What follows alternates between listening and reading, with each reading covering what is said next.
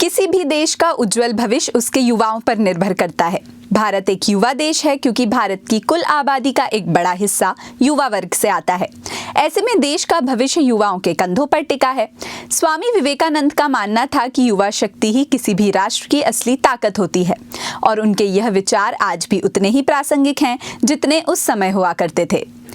इसी युवा शक्ति को दिशा, चरित्र और उद्देश्य देने के लिए हर साल 12 जनवरी को राष्ट्रीय युवा दिवस मनाया जाता है।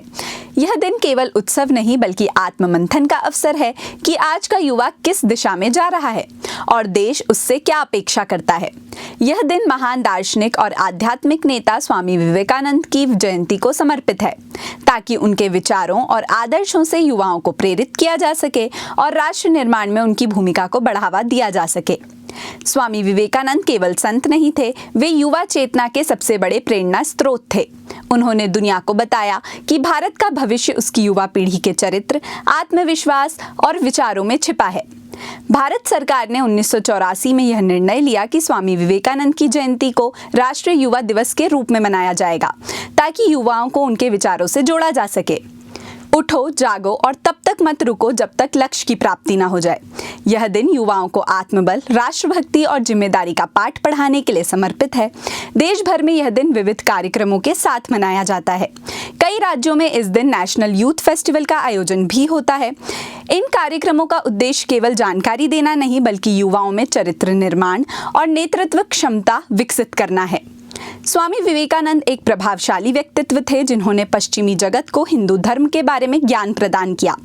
उन्होंने 1893 में शिकागो में आयोजित धर्म संसद में हिंदू धर्म का प्रतिनिधित्व किया, जहां उन्होंने विश्व धर्म संसद में मेरे भाइयों और बहनों कहकर दुनिया का दिल जीत लिया और हिंदू धर्म की सर्वधर्म समभाव की भावना को विश्व के सामने रखा, जिससे सनातन धर्म के प्रति आकर्षण बढ़ा।